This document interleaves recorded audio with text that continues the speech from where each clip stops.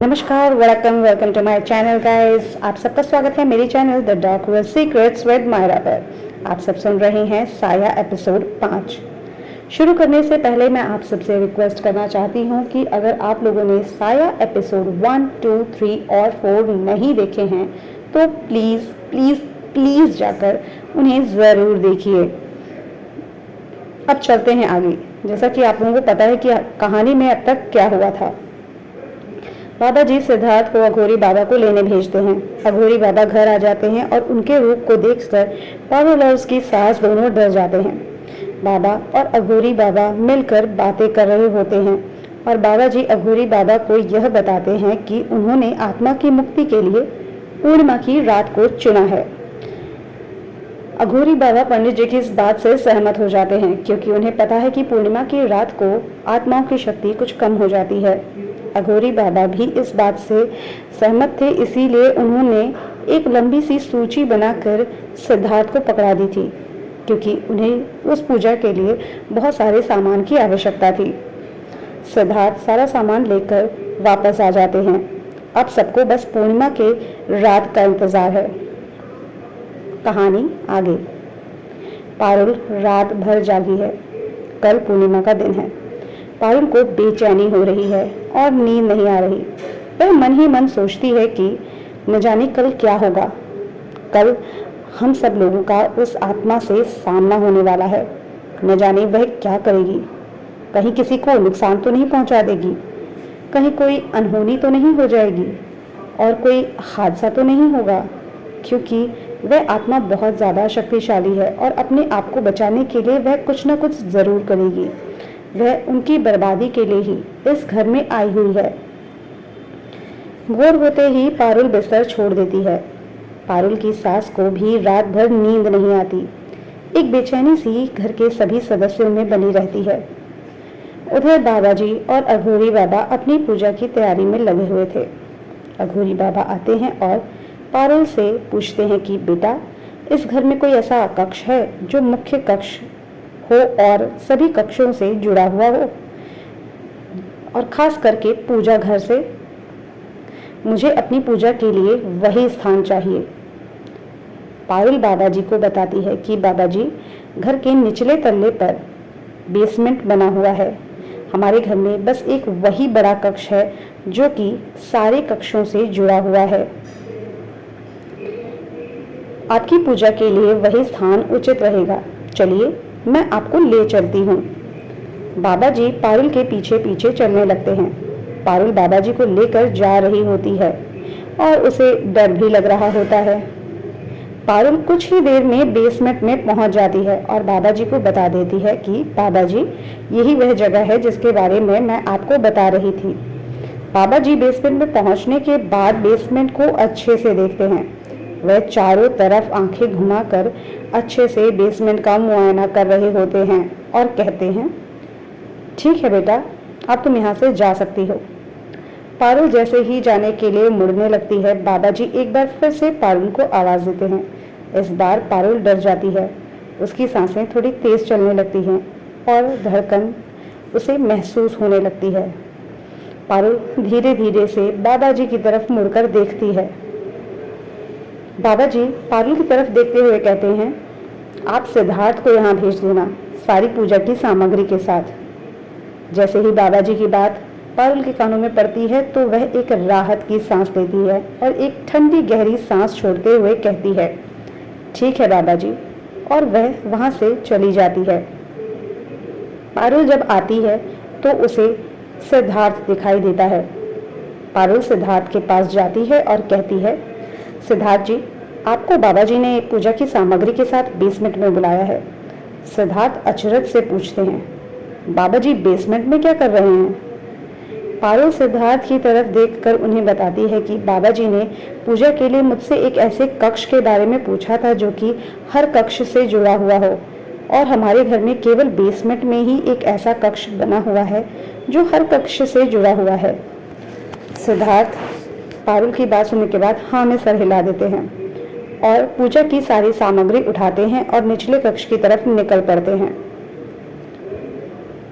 सिद्धार्थ नीचे पहुंचते हैं तो देखते हैं कि बाबा जी ने शमशान की भभूति से एक यंत्र तैयार कर लिया है। यह यंत्र तंत्र विद्या में प्रयोग किया जाता है। सिद्धार्थ बाबा जी को सारा सामान दे देते हैं। अघोरी बाबा पंडित जी को भी बेसमेंट में बुलवा लेते हैं। इधर बाबा जी अपनी पूजा की तैयारी करते हैं। सूर्योदय हो चुका था। बाबा जी जिस स्थान पर पूजा करने वाले होते हैं उस स्थान पर दिया जलाते हैं।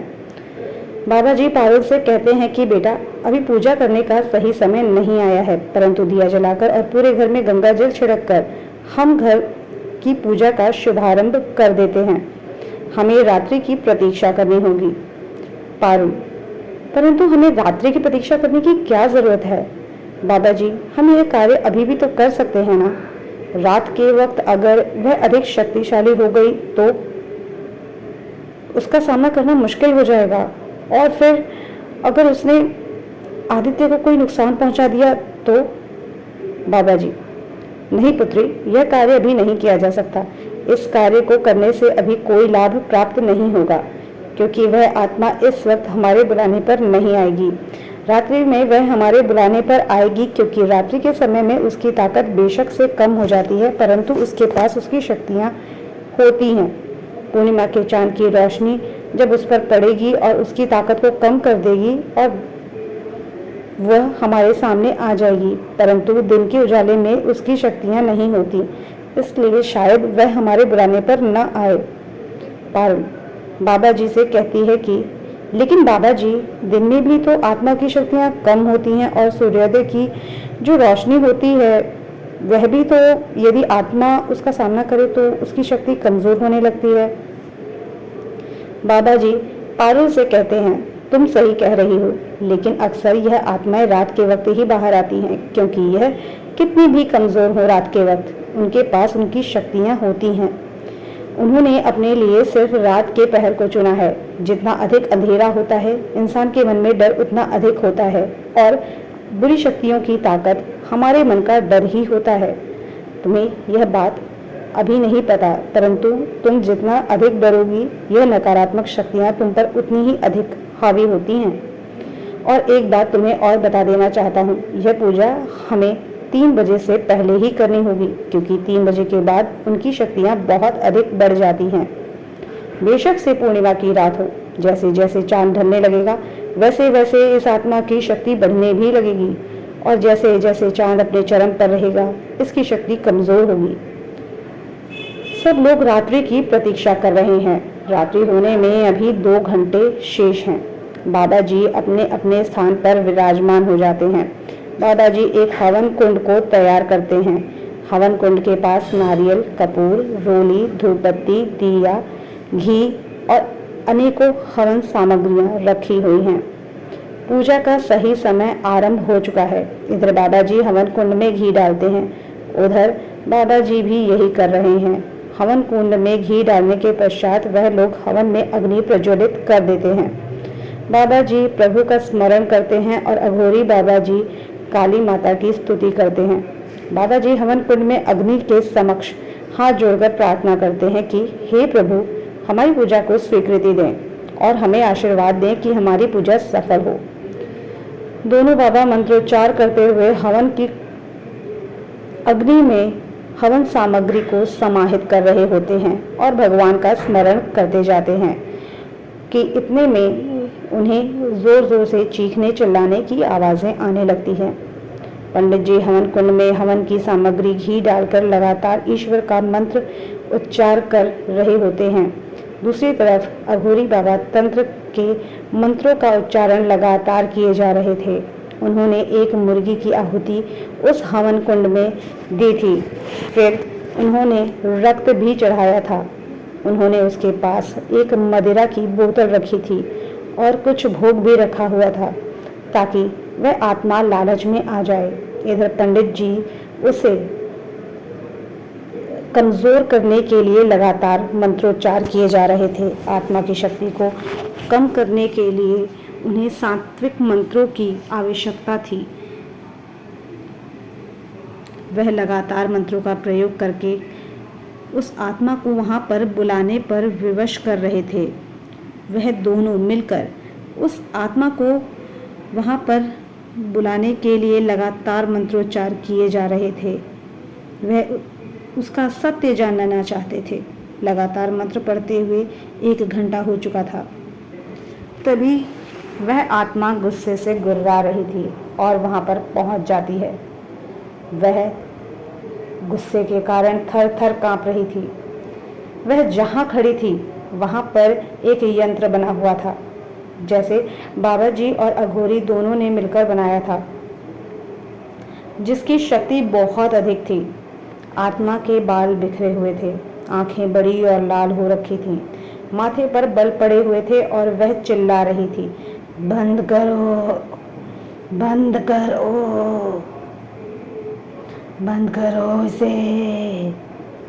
गुस्से में उसकी सांसें बहुत तेज चल रही थीं। जब पंडित जी मंत्रोच्चार बंद नहीं करते हैं, वह फिर से चीखने और चिल्लाने लगती है, बंद करो इसे, बंद करो, बंद करो इसे। बाबा जी मंत्रोच्चार करते हुए उठते हैं और उसके चारों तरफ एक रेखा खींच देते हैं। वह एक रेखा कवच में बंध जाती है। अपने दोनों कानों को अपने हाथों से ढककर वह मंत्र को न सुनने की कोशिश करती है, परंतु मंत्र उसे सुनाई दे रहे होते हैं। मंत्र साधना से उसे बहुत ज़्यादा तकलीफ होने लगती है। पूर्णिमा के कारण मंत्रोच्चार होने से उसकी शक्ति बहुत कम होने लगती है और वह कमज़ोर पड़ जाती है।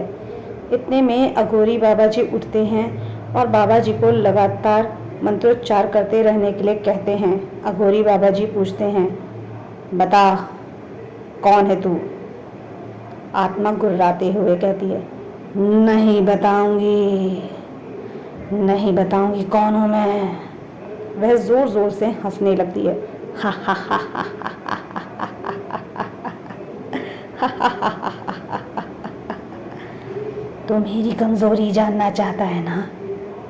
नहीं बताऊंगी तुझे, तुझे बिल्कुल भी पता नहीं चलने दूंगी कि मैं कौन हूँ, मेरी कमजोरी क्या है, तुझे बिल्कुल भी पता नहीं चलेगी। बाबा इतने में उस पर कुमकुम और भभूत फेंकते हैं। वह जल बिन मछली की तरह तड़प उठती है।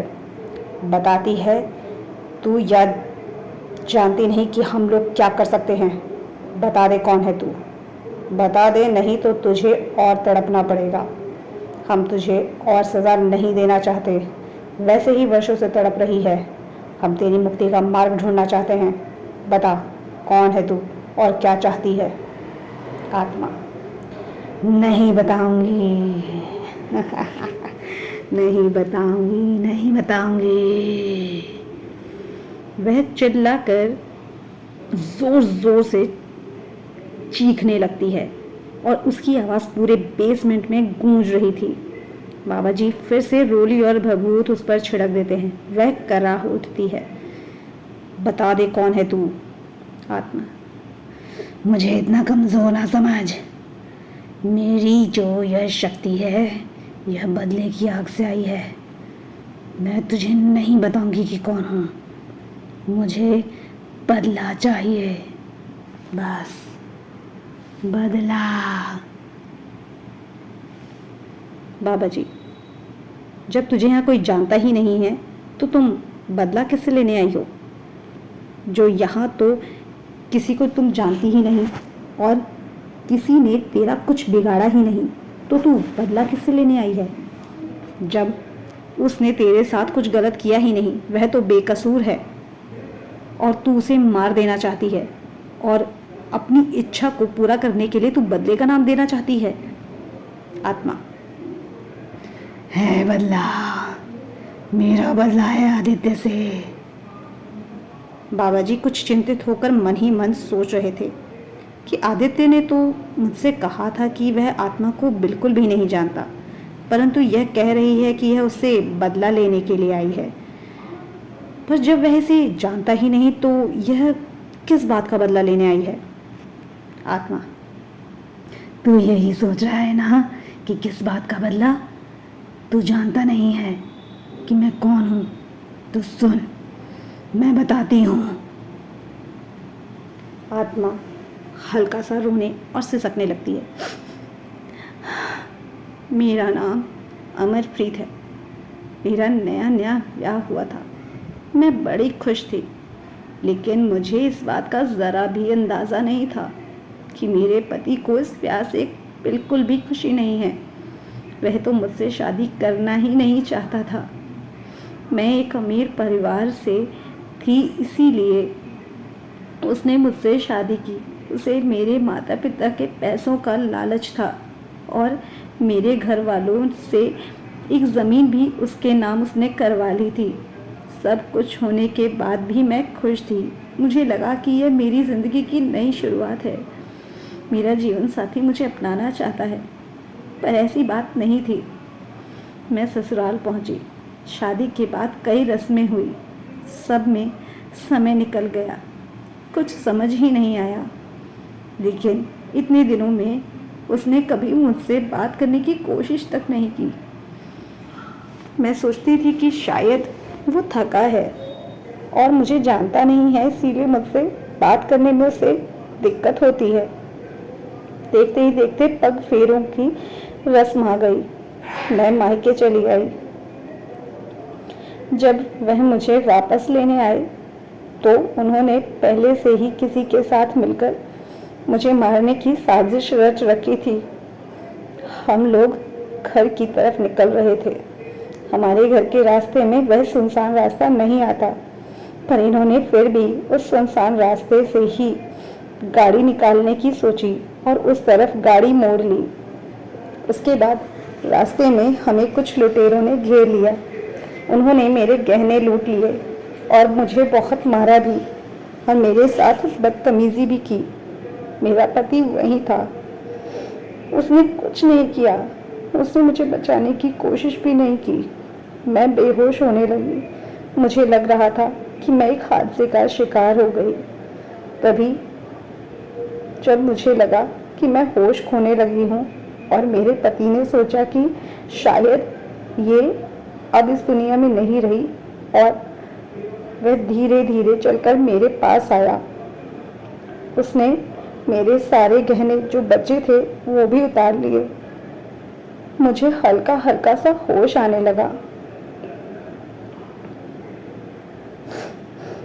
और मुझे लगा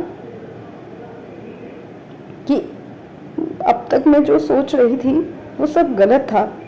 मुझे लुटेरे लूटने नहीं आए थे। मेरे गहने लुटेरों ने नहीं छीने थे, बल्कि इस सब की साजिश तो मेरे अपने पति ने की थी। उसने मुझसे सब कुछ छीन लिया तो मैं बहुत दुखी हो गई। मुझे हल्का हल्का सा होश आया तो मैंने उसे देखा और कहा कि मैं सबको सब कुछ बता दूंगी, सबको सारा सच बता दूंगी। तो वो डर गया। उसे लगा उसका सारा सच सबके सामने आ जाएगा, इसीलिए उसने इधर उधर देखा और एक बड़ा सा पत्थर उठाया और मेरे सर पर मार दिया। मैं उसी पल मर गई, लेकिन मेरी आत्मा खड़ी होकर मेरे पति की क्रूरता और धोखेधड़ी को देख रही थी। मैं बहुत ज़्यादा दुखी थी। मुझे यकीन ही नहीं हो रहा था कि कोई इतना बुरा कैसे हो सकता है। अगर उसे मुझसे शादी नहीं करनी थी वो मुझे कह सकता था, लेकिन वो एक लालची इंसान था। उसने मेरे माता पिता की प्रॉपर्टी के लिए मुझसे शादी कर ली। बस उसी दिन से मैं उस रास्ते पर भटक रही हूँ। मैं अपने साथ हुए अन्याय का जवाब पाना चाहती हूँ। बाबा जी, यह तो तूने यह बताया कि तू कौन है। आदित्य से किस बात का बदला लेने आई है तू? आत्मा, आदित्य से किस बात का बदला? आदित्य उस दिन उसी रास्ते से जा रहा था। मैं समझ सकती हूँ कि वह सबका सामना नहीं कर सकता था, इसीलिए वह स्वयं आगे नहीं बढ़ा, परंतु वह मदद ला सकता था। परंतु आदित्य ने मुझे मरते हुए देखा। और सिर्फ इतना ही नहीं, जब मेरे पति ने मेरे मुंह पर एक बड़ा सा पत्थर मारा, आदित्य वहीं था। आदित्य बाकी लोगों को तो नहीं रोक पाया, लेकिन मेरे पति को तो रोक सकता था, लेकिन उसने नहीं रोका। वो वहीं बैठे बैठे तमाशा देख रहा था।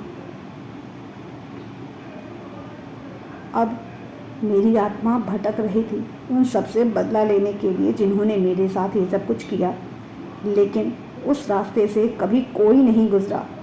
लेकिन इत्तेफाक तो देखो, उस दिन आदित्य अपनी पत्नी के साथ कार में उस रास्ते से गुजर रहा था।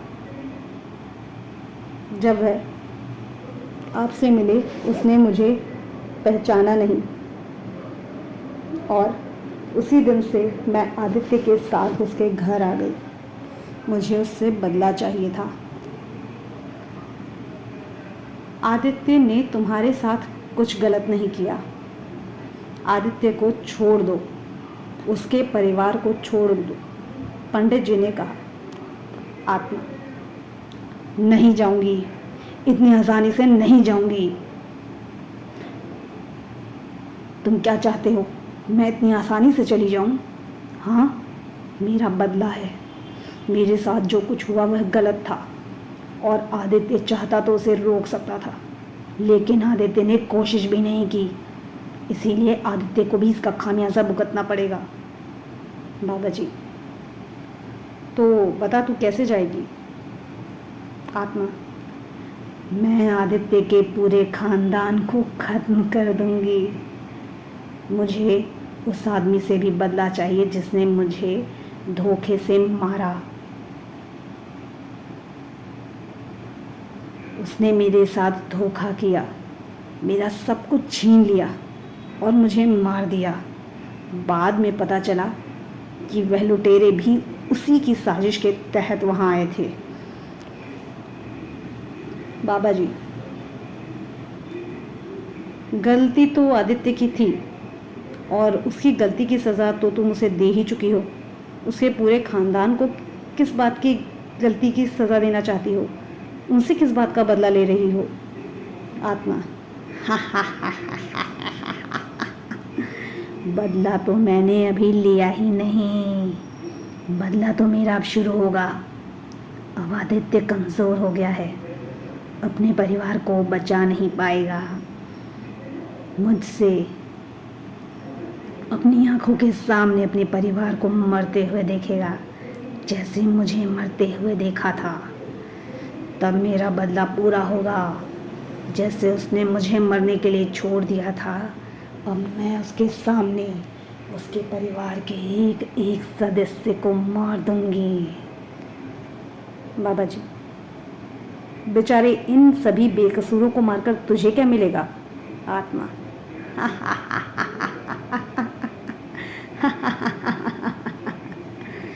ताकत मिलेगी, मुझे बहुत सारी ताकत मिलेगी, जिससे मैं उस आदमी तक पहुंच जाऊंगी जिसने मेरा ये हाल किया।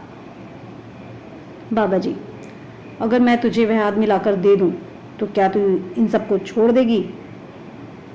आत्मा बहुत सोचने लगती है, फिर कहती है, हाँ, अगर तुम मुझे वह आदमी लाकर दे दोगी ना तो मैं इन सबको छोड़ दूंगी। बाबा जी, सुनो सिद्धार्थ, तुम्हें जाकर उस आदमी के बारे में पता लगाना है जिसने अपनी पत्नी को आज से 10 साल पहले उस सड़क पर मार दिया था। उस सुनसान सड़क पर जाओ, उस आदमी को ढूंढ कर लाओ। सिद्धार्थ उस आदमी को ढूंढने के लिए निकल पड़ता है। आत्मा, तूने उसे भेज तो दिया है, पर उसे बताया कि तेरे पास बहुत कम समय है। मैं तुझे सिर्फ 1 दिन का समय देती हूँ। उस दिन के बाद इस घर में मौत का तांडव होगा।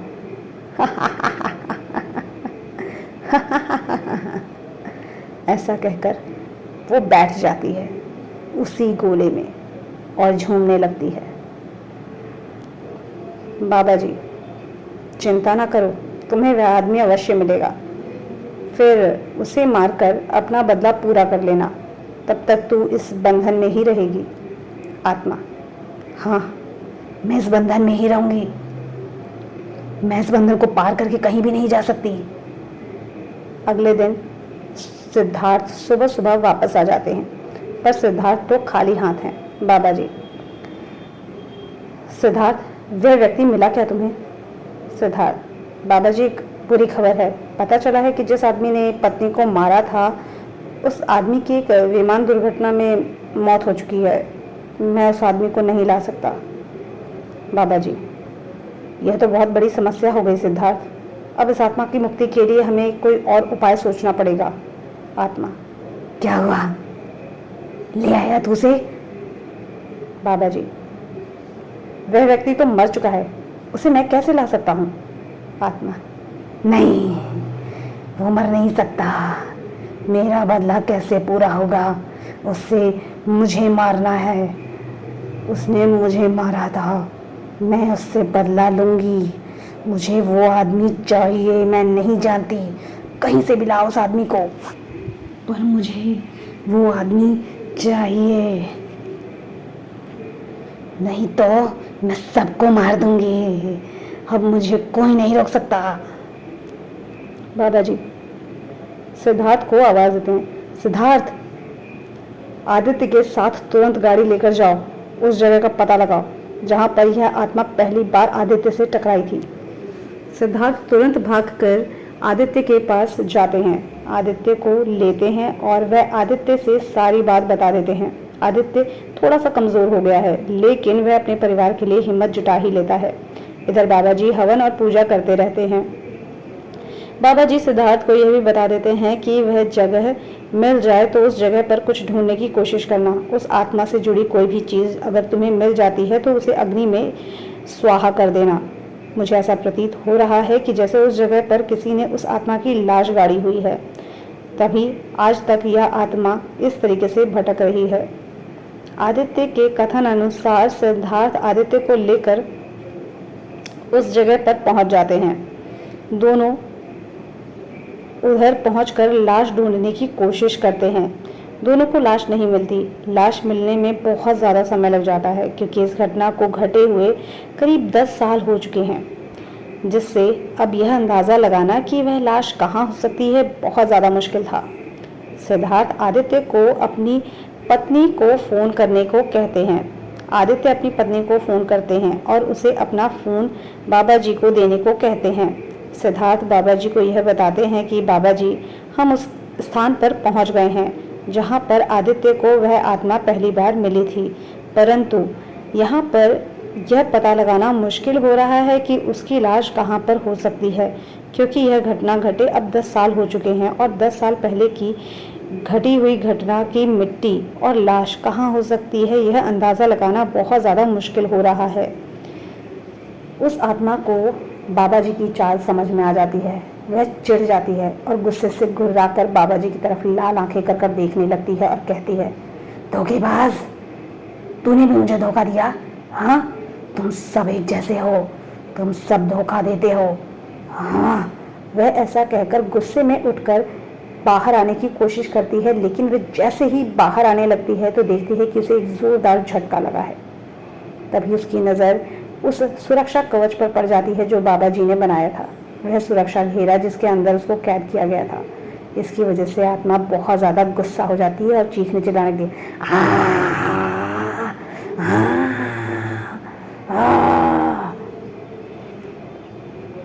बाबा जी सिद्धार्थ को एक तरीका बताते हैं। बाबा जी ने सिद्धार्थ को याद दिलाया कि उन्होंने उसको गंगा जल दिया है।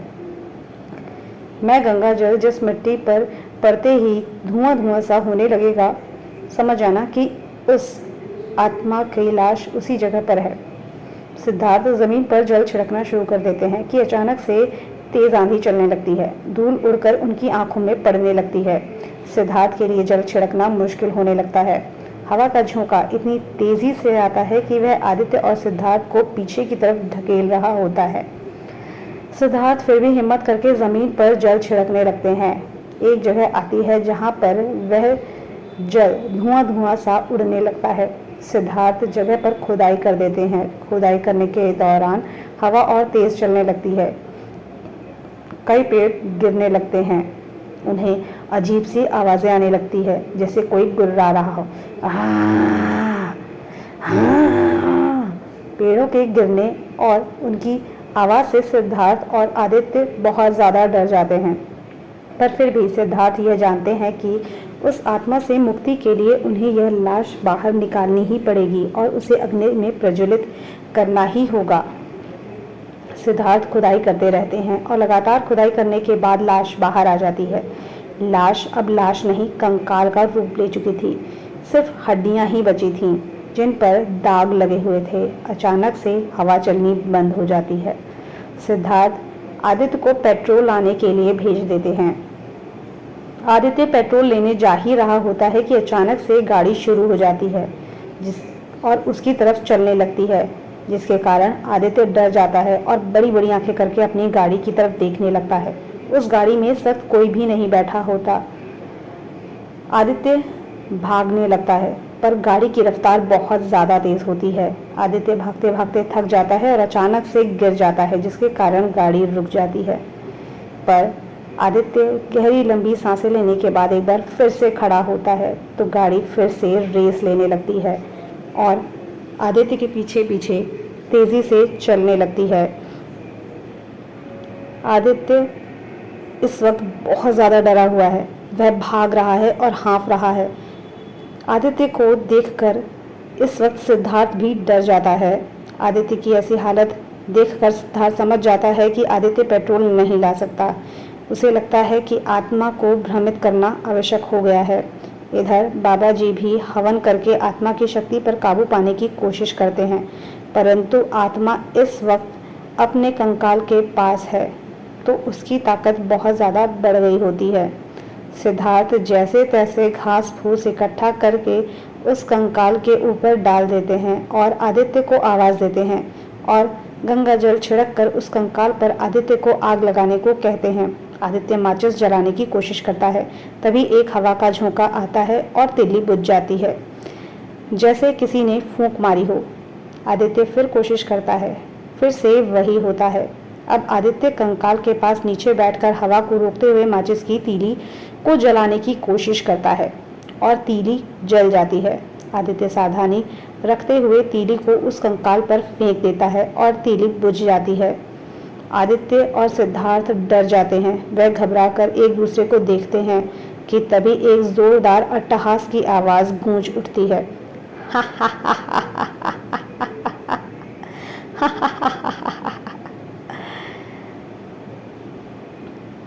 एक जोरदार गुर्राने की आवाज़ आती है। तू मुझे मारने आया है? हाँ, मुझसे पीछा छुड़ाने आया है? नहीं जाऊंगी, कहीं नहीं जाऊंगी। तुम सबको मार दूंगी।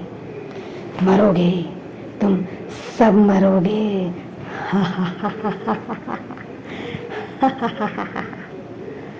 सिद्धार्थ आदित्य को हिम्मत बंधाता है और कहता है कि माचिस जलाओ, तभी छुटकारा होगा इससे। वह आत्मा का ध्यान भटकाता है। वह उससे बातें करने लगता है। वह आत्मा इस वक्त सिद्धार्थ से बातें कर रही होती है तो उसका ध्यान भटक जाता है और आदित्य की तरफ उसका ध्यान नहीं जाता। आदित्य तीली को जलाकर कंकाल पर फेंक देता है। अचानक से किसी के तड़पने की आवाज़ आने लगती है। इस वक्त उस आत्मा का कंकाल जल रहा होता है। जलने से उसकी आवाज़ में दर्द महसूस होने लगता है। आदित्य को इस वक्त उस आत्मा के लिए थोड़ा बुरा भी लग रहा था, क्योंकि वह आत्मा जब जीवित थी तब उसे बहुत सताया गया था। उसे मरने पर मजबूर कर दिया गया था और आदित्य को यह सब सोचकर बुरा लग रहा होता है। हालांकि उसे उस आत्मा से छुटकारा चाहिए था, इसीलिए वह खड़े होकर आंखों में नमी लिए उस कंकाल को देख रहा होता है जो इस वक्त जल रहा होता है। आदित्य और सिद्धार्थ उस कंकाल को जलाकर अब घर आ जाते हैं। सबको यह खुशखबरी दे देते हैं कि उन्होंने आत्मा को मुक्ति दिला दी है। इधर बाबा जी भी अपने हवन को बंद करके अपने अपने आश्रम की तरफ प्रस्थान कर देते हैं। आदित्य की हालत में धीरे धीरे सुधार आने लगता है। पारुल अपने बेटे को अपने घर वापस ले आती है। 1 साल के बाद आदित्य अपनी पत्नी और रुद्र के साथ खुश है। परिवार के बाकी सदस्य भी खुश हैं और घर में खुशी का माहौल बना हुआ है। मेरी आप सबसे दरख्वास्त है कि यदि आप सब कहानी को पढ़ने के शौकीन हैं तो इस कहानी को आप प्रतिलिपि पर जाकर पढ़ सकते हैं। धन्यवाद।